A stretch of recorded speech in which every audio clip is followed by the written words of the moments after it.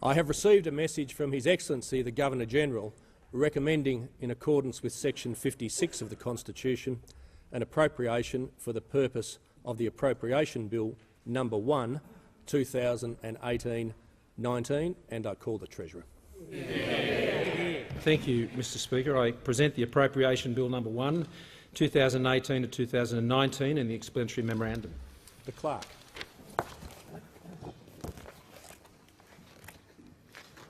First reading, a bill for an act to appropriate money out of the Consolidated Revenue Fund for the ordinary annual services of the government and for related purposes. The Treasurer.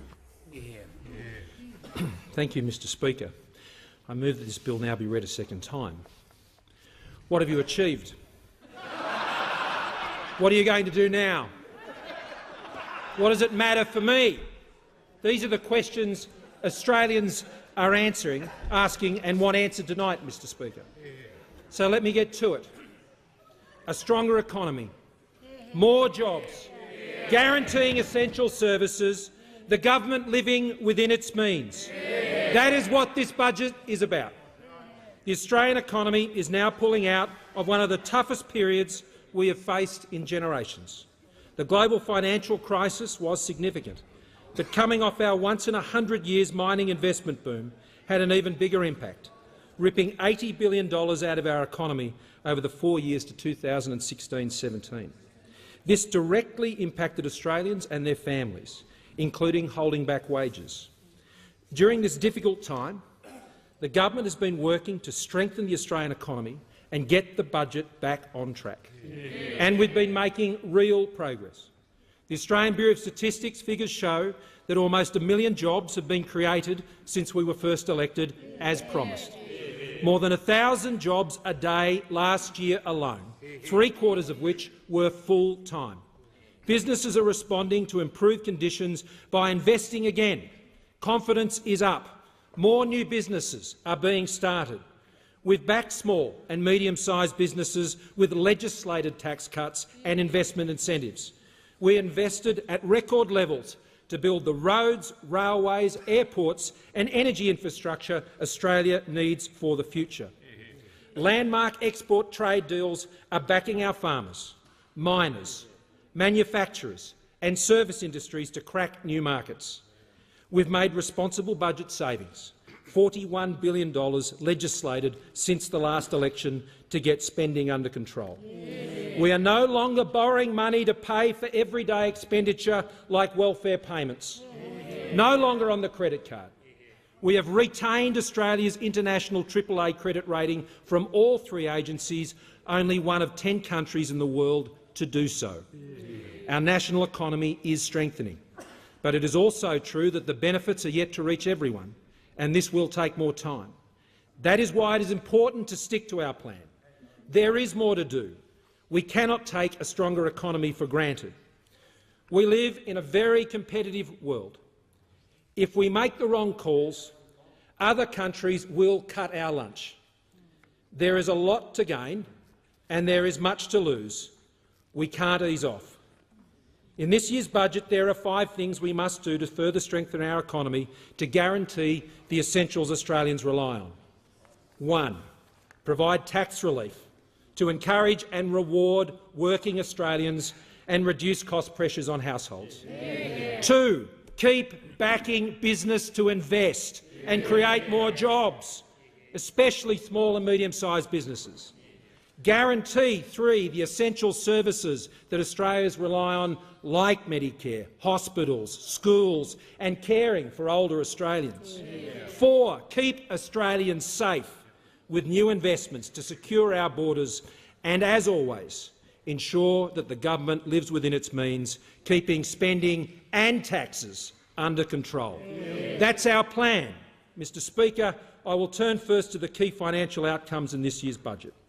In 2017-18, the budget deficit will be less than half what it was just 2 years ago, at $18.2 billion. This will be the best budget outcome since the Howard government's last budget a decade ago. The deficit will fall again to $14.5 billion in 2018-19. The budget is forecast to return to a modest balance of $2.2 billion in 2019-20. And to projected surpluses of $11 billion in 2020-21 and $16.6 billion in 2021-22. Over the medium term, the surplus is projected to rise to over 1% of GDP without breaching our tax speed limit, consistent with our fiscal strategy. The forecast outcome for 2019-20, as always, is subject to Treasury's assessment of economic conditions at the time of the budget. As a government, we have put constraints on how much we spend and how much we tax to grow our economy and responsibly repair the budget. Real expenditure growth remains below 2%, the most restrained of any government in more than 50 years. This will see government spending fall to 24.7% of GDP, below the 30-year average over the forward estimates.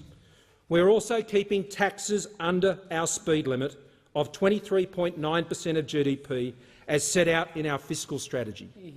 Higher taxes to chase higher spending never ends well.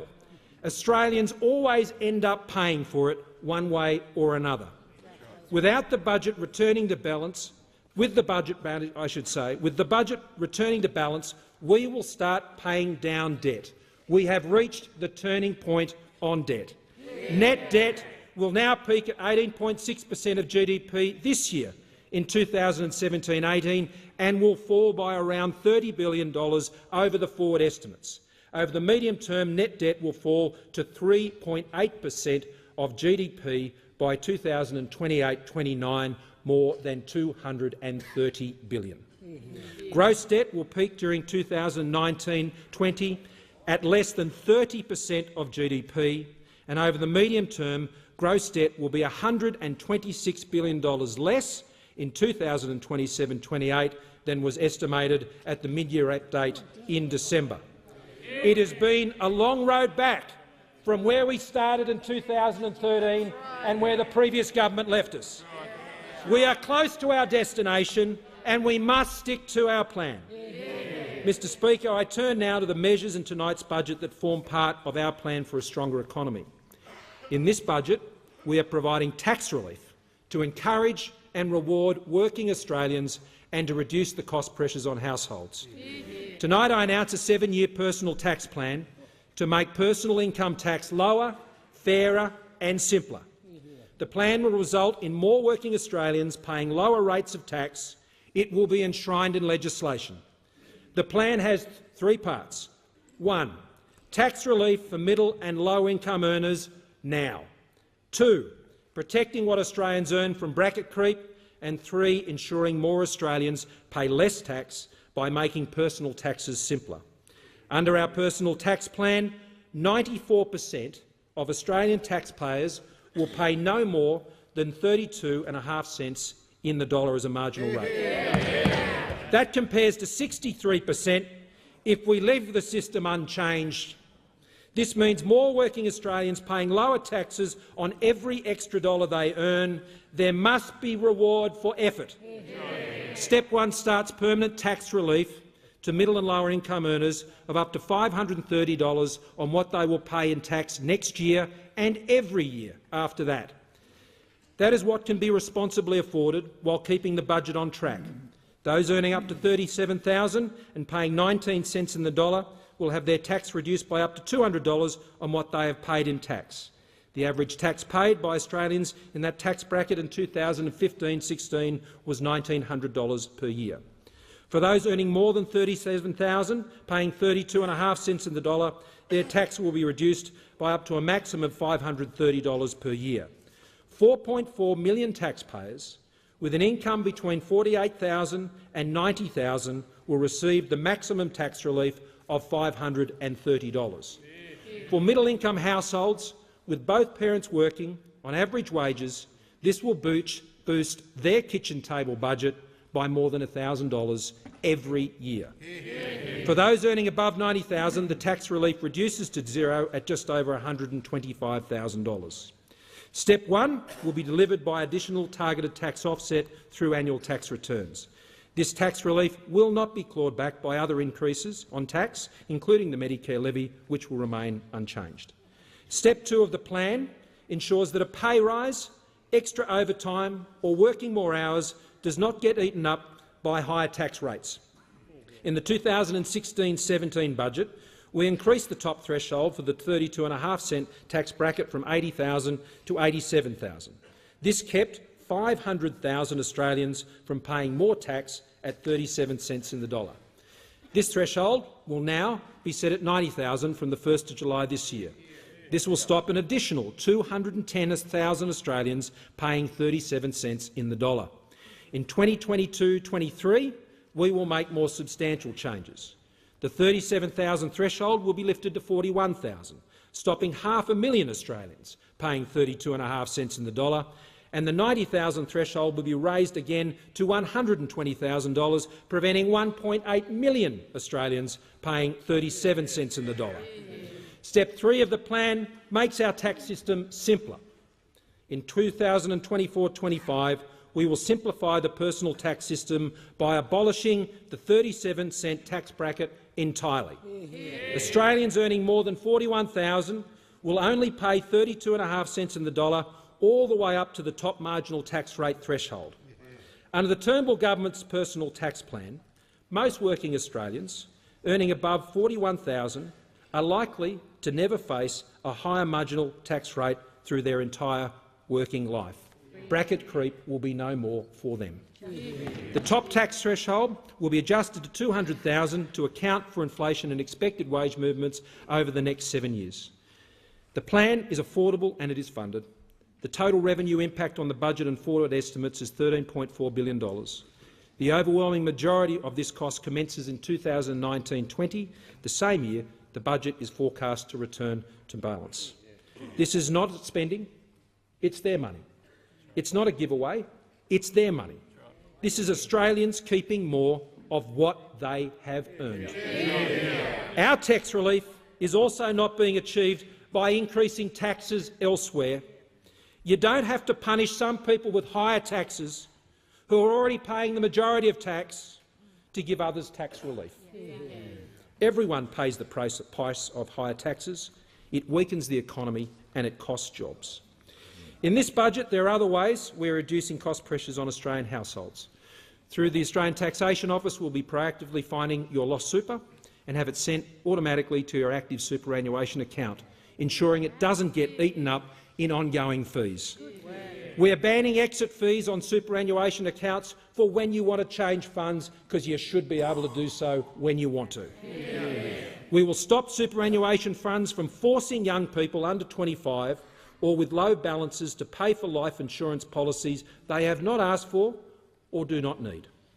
The pension loan scheme will be open to all older Australians, including full-rate pensioners and self-funded retirees, so they can boost their retirement income by up to $17,800 for a couple without impacting on their eligibility for the pension or other benefits. An expanded pension work bonus will allow pensioners to earn an extra $1,300 a year without reducing their pension payments. For the first time, the bonus will be extended to self-employed individuals who can now earn up to $7,800 per year. We believe it's never too late and you're never too old to start a business. And we will oppose unfair tax grabs on retirees and pensioners by enabling everyone who has invested in Australian companies that issue franked dividends to keep their tax refunds. We will ease financial pressures on families in regional areas by relaxing the parental income test for the access to the youth allowance from the January 1, 2019 by additional $10,000 per annum and additional $10,000 for each additional child. The National Energy Security Board estimates annual power bills will fall by $400 on average for every Australian household from 2020 following the introduction of our National Energy Guarantee. We will maintain our responsible and achievable emissions reduction target at 26 to 28% and not the 45% demanded by the opposition. That would only push electricity prices up. And we will not adopt the 50% renewable energy target demanded by the opposition because that will only put electricity prices up. All energy sources and technologies should support themselves without taxpayer subsidies. The current subsidy scheme will be phased out from 2020, and we will keep the pressure on the big energy companies to give you a better deal. Already this has led to households saving several $100s a year. Now, in this budget, the Turnbull Government is backing business to create jobs. We have already legislated tax cuts for small and medium-sized businesses. Full implementation of our enterprise tax plan is needed for our businesses to remain internationally competitive, to invest, to create more jobs, boost wages and increase trade for smaller businesses through the supply chain. For small businesses, we will once again extend the instant asset write-off for businesses with a turnover of up to $10 million for purchases of up to $20,000. In this budget, we are making sure small businesses don't get ripped off by other businesses who deliberately go bust to avoid paying their bills with tough new anti-phoenixing measures. And we will invest more in our people, providing an additional $250 million for the Skilling Australians Fund to deliver business with the people and the skills they need to grow their businesses. Tonight we also announced a new 21st century medical industry plan to create more jobs in this fast-growing sector of our economy. The health sector represents 7% of our economy and 14% of jobs. Our plan will provide more support for medical research projects, new diagnostic tools, clinical trials of new drugs, scientific collaboration and development of new medical technologies that can be sold overseas. In particular, we will back in Australian medical scientists through the largest single investment of the Medical Research Future Fund to date of $500 million over 10 years for Australia to become a world leader in genomic research. This is about building another strong and competitive industry in Australia that will generate income for the nation and jobs, from the white coats in the labs to the workers making new medical devices on the shop floor. But it's not just science and technology in the medical industry we're supporting. The government will invest more than $2.4 billion in Australia's public technology infrastructure. This includes supercomputers, world-class satellite imagery, more accurate GPS across Australia, upgrading the Bureau of Meteorology's technology platform, a national space agency and leading research in artificial intelligence. It's exciting setting up our manufacturing, agriculture, transport and service industries for success. They rely on this public infrastructure to do their own research, develop new products and services and to run their businesses more efficiently. To support companies genuinely investing in research and development, we are refocusing the R&D tax incentive to give more support to the companies that invest a higher proportion of what they spend in R&D over and above what others would just do anyway. And we're backing farmers to create more jobs. In addition to better weather and GPS services, there will be additional funding to protect against pests, diseases and weeds. We are funding new technology to better detect biosecurity risks, and we will increase our efforts to negotiate away technical trade barriers to agricultural exports in more countries. Our 10-year $75 billion rolling infrastructure plan will continue, strengthening our economy, busting congestion in our cities, making rural roads safer and getting our products to market. Tulla Airport Rail, Western Sydney Airport Rail, Brisbane Metro, Perth Metronet, the M1 upgrade, at a more local level, the Shoalhaven Bridge, Avalon Airport, new works on the Geelong line, an electrification upgrade for the Frankston to Baxter line, the Bridgewater Bridge, the Coffs Harbour Bypass, the Bunbury Outer Ring Road, boosting the Bruce Highway from Pine River to Caloundra, and the notorious Section D from Cooroy to Curra, the Bunteen Highway in the Northern Territory, and the Adelaide North-South Corridor. But we always know that more needs to be done. That's why tonight I'm announcing a $1 billion urban congestion fund to support projects at a state level to fix pinch points and improve traffic flow and safety in our cities. There will also be a $3.5 billion Roads of Strategic Importance initiative upgrading key freight routes. This initiative will boost our regional economies and will be backed in by a new funding round for the Building Better Regions Fund. A strong economy also needs strong, accountable and competitive 21st century banking and financial system. We will continue to roll out our stronger penalties, powers and enforcement to take action on misconduct in the sector. The legislated bank levy will continue and the Australian Financial Complaints Authority will stand up on the 1st of November of this year, and our banking executive accountability regime, already law, starts on the 1st of July. In this budget we're also moving forward with our open banking regime and the consumer data right, giving small businesses and households more control, more choice and better deals. Mr Speaker, our plan for a stronger economy means the Turnbull Government can guarantee the essential services that Australians rely on. Just because you're getting older does not mean you should have to surrender your dignity or your choices. We're living longer. It's a good thing. We want to preserve and increase the choices of older Australians. To support the choice of older Australians who wish to stay at home and avoid going into residential aged care, the government will be increasing the number of at-home care places by 14,000 over 4 years at a cost of $1.6 billion, in addition to the 6,000 additional places provided last December. By 2021-22, over 74,000 high-level home care places will be available, an increase of 86% on 2017-18. We will also be providing $146 million to improve access to aged care services in rural, regional and remote Australia. We will provide $83 million for increased support for mental health services in residential aged care facilities, especially to combat depression and loneliness. And we'll stand up for older Australians to keep them safe and prevent elder abuse with new support services and a national online register for enduring powers of attorney. In addition to the pension loan scheme and the pension work bonus changes, the government will back the choices of old Australians who choose to stay and work. This will be done by supporting them to transition their skills, providing wage subsidies of up to $10,000 for employees who take them on, and combat age discrimination in the workforce. We will expand the Entrepreneurship Facilitators program and create a new skills and training incentive to provide mature age workers with the opportunity to update their skills. We will help Australians plan for a longer and healthier life with new online skills and health check-ups at ages 45 and 65 years, linked to a program that can help them better prepare. We will fund targeted programs run by local sporting organisations and community groups to encourage older Australians to remain physically active for longer. It's all part of our More Choice for a Longer Life plan.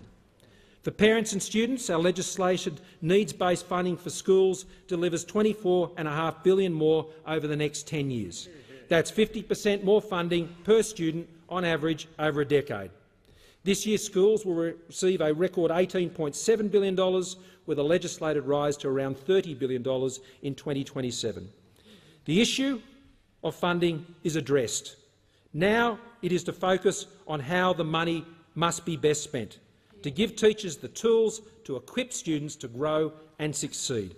That is the Turnbull Government's focus. In this budget, we are extending the National Schools Chaplaincy program on a permanent basis, with a special new anti-bullying focus. The National Partnership Agreement on Universal Access to Early Childhood Education will be extended a further year at a cost of $440 million. On July 2, the Turnbull Government's new childcare package will come into effect. Our new 5-year hospitals agreement, which is being signed onto by the states and territories, will deliver $30 billion in additional funding, a 1/3 increase over the previous 5 years. And following last year's budget, funding for Medicare and the Pharmaceutical Benefit Scheme, the PBS, has been guaranteed in law. This budget includes an extra $1.4 billion for listings on the PBS, including medicines to treat spinal muscular atrophy, breast cancer, refractory multiple myeloma and relapsing remitting multiple sclerosis, as well as a new medicine to prevent HIV. Lifeline Australia will receive additional support, as will funding for mental health research, with $125 million over 10 years from the Medical Research Future Fund. The government will also provide support for parents and infants by funding tests for new conditions to ensure that debilitating conditions are picked up at the earliest opportunity. The government will provide $150 million more to promote active and healthy living in the community, improving existing community sport facilities and to expand the support for the sporting schools and local sporting champions programs. In rural and regional areas, we have funded a plan to get more doctors to where they are needed through a new workforce incentive program. 3,000 more doctors, 3,000 more nurses. This plan includes the establishment of a new network of 5 regional medical schools within the broader Murray-Darling region. And we have moved to guarantee rural and remote access to dental, mental health and emergency medical services through increased financial support for the Royal Flying Doctor Service. Indigenous Australians also benefit from our commitment to address remote housing needs in the Northern Territory and through our primary health care model. Our veteran-centric reform package will continue with a planned additional $112 million in this budget, as will our support for ongoing veterans' mental health and employment initiatives. And every dollar and every cent committed to delivering the National Disability Insurance Scheme remains in place and always will.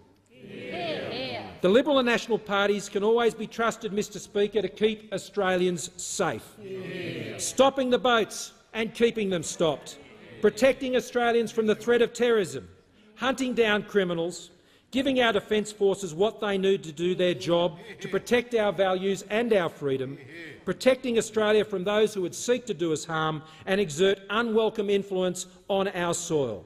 This is what the Turnbull government is doing.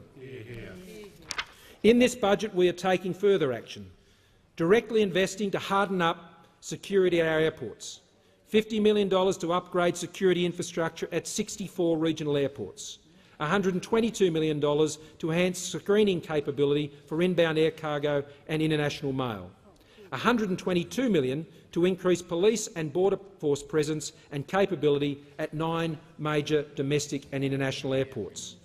There is also additional investment to improve scrutiny of visa processing and passenger screening and clearance of visitors and goods at our borders.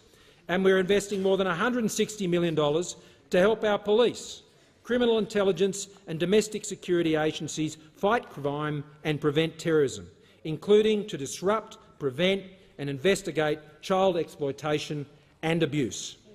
And new powers will be sought from this parliament to back in states and territories to crack down on offenders and criminals with outstanding warrants and fines by withholding their welfare payments. Lastly, in this year's budget, the Turnbull government will ensure that the government always lives within its means. A stronger economy keeps spending under control by getting Australians off welfare and into work. After record jobs growth, the proportion of working-age Australians now dependent on welfare has fallen to 15.1%, the lowest level in over 25 years. Improved compliance and better targeting has also assisted in getting welfare spending under control, and we will continue to take action in this area on behalf of taxpayers. This budget includes new measures also to further improve integrity of our tax system. We are cracking down to ensure that the R&D tax incentives are used for their proper purpose, with enhanced integrity, enforcement and transparency arrangements, saving taxpayers $2 billion over the next 4 years. Our crackdown on multinationals has already brought around $7 billion a year in sales revenue by multinationals into our tax net, but we need to do more.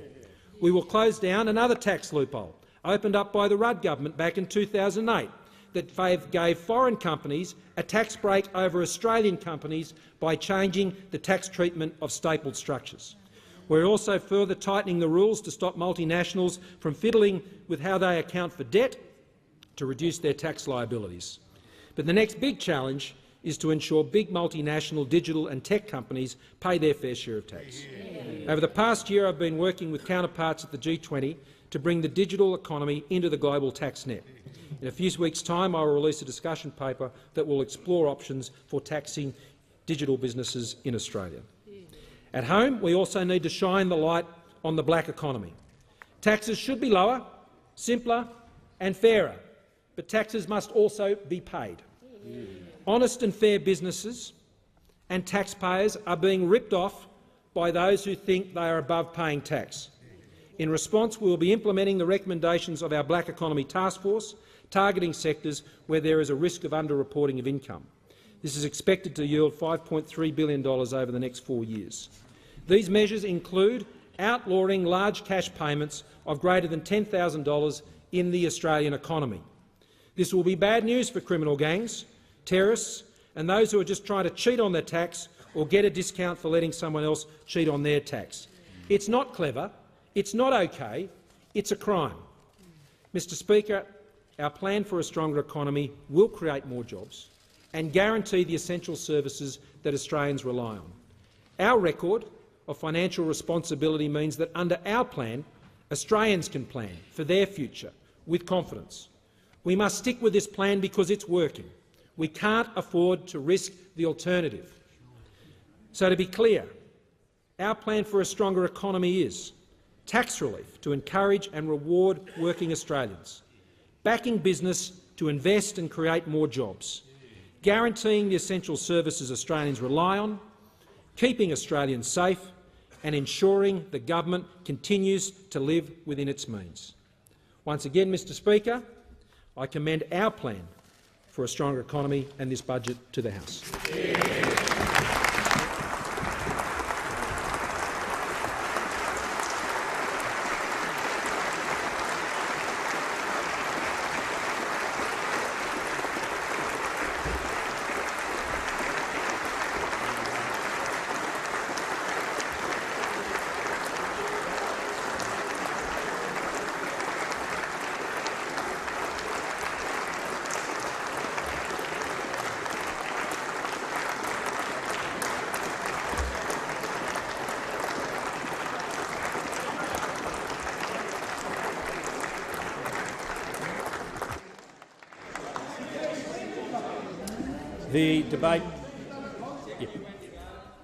The debate must now be adjourned. The Leader of the Opposition. I move that the debate be now adjourned. The question is the resumption of the debate be made an order of the day for the next sitting. All those of that opinion say aye. To the contrary, no. The ayes have it.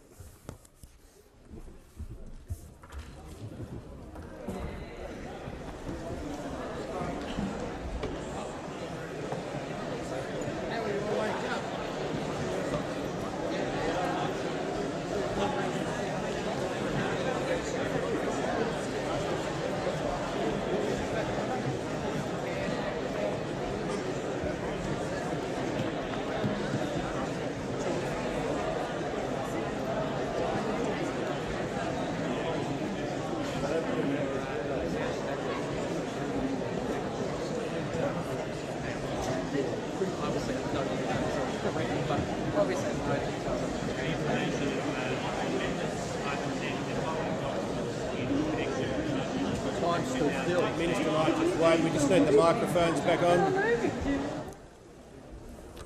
I'll call the Minister. Right. Thank you, Mr Speaker. For the information of honourable members, I present the following documents in connection with the budget of 2018-19. Budget Strategy and Outlook, Budget Measures, Federal Financial Relations and Agency Resourcing. Thank the Minister, and I call the Minister again. Thank you, Mr Speaker. I present the following ministerial statement. Regional Australia, a stronger economy, delivering stronger regions 2018-19. Details of the statement will be recorded in the votes and proceedings. Thank the Minister. I have received a message from His Excellency the Governor-General recommending, in accordance with Section 56 of the Constitution, an appropriation for the purposes of the Appropriation Bill No. 2, 2018-19, and I call the Minister.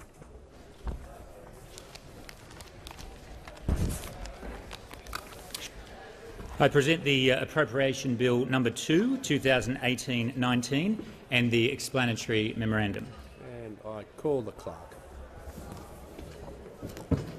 First reading, a bill for an act to appropriate money out of the Consolidated Revenue Fund for certain expenditure and for related purposes. And I call the Minister.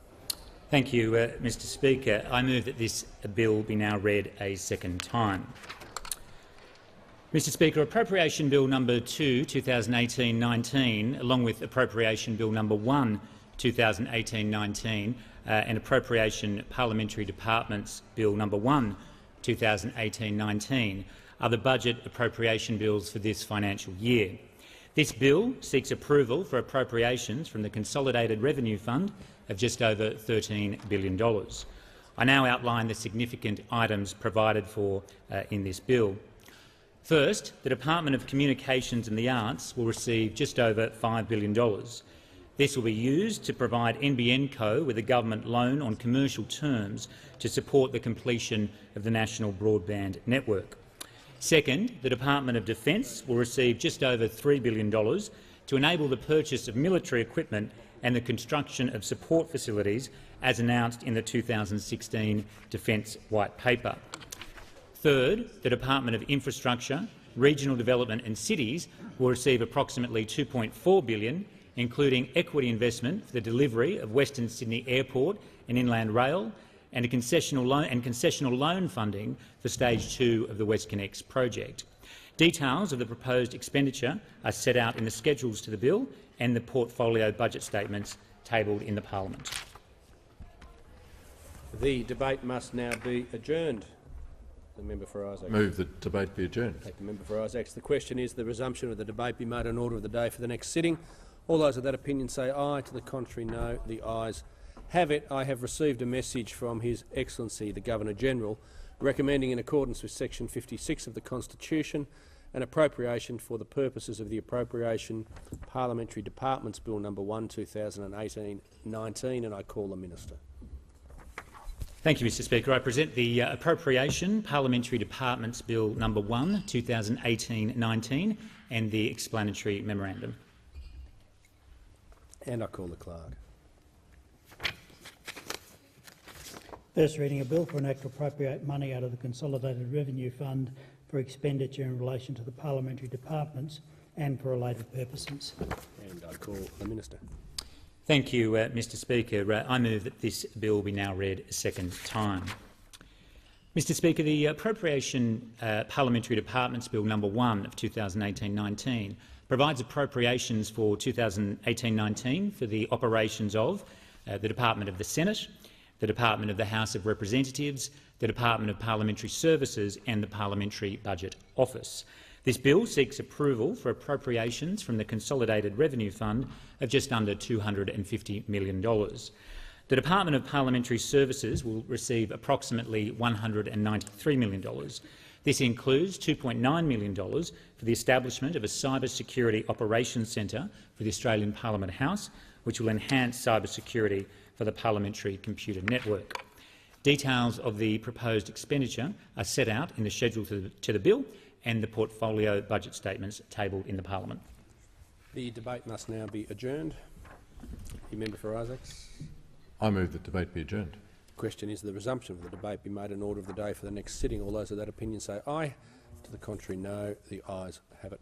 I have received a message from His Excellency the Governor-General recommending, in accordance with Section 56 of the Constitution, an appropriation for the purposes of the Appropriation Bill No. 5, 2017-18, and I call the Minister. Thank you, Mr Speaker. I present the Appropriation Bill No. 5, 2017-18 and the explanatory memorandum. And I call the clerk.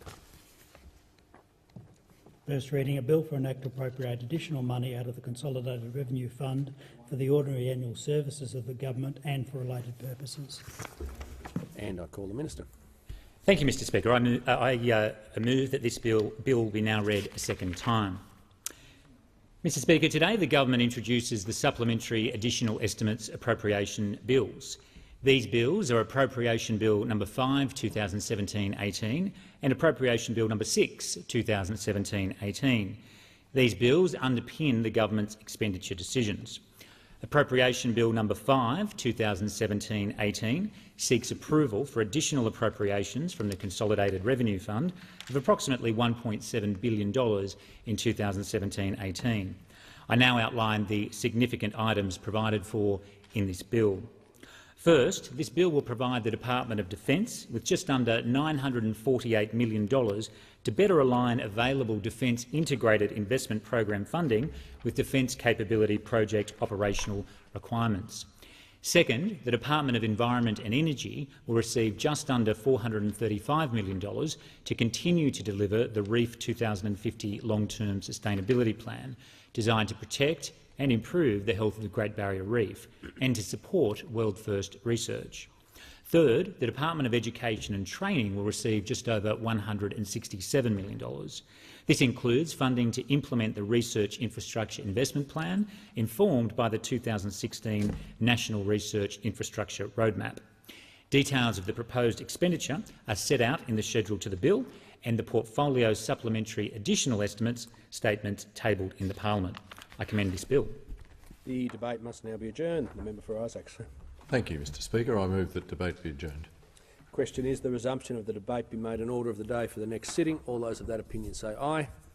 To the contrary, no. The ayes have it. I have received a message from His Excellency the Governor-General recommending, in accordance with section 56 of the Constitution, an appropriation for the purposes of the Appropriation Bill No. 6, 2017-18, and I call the Minister.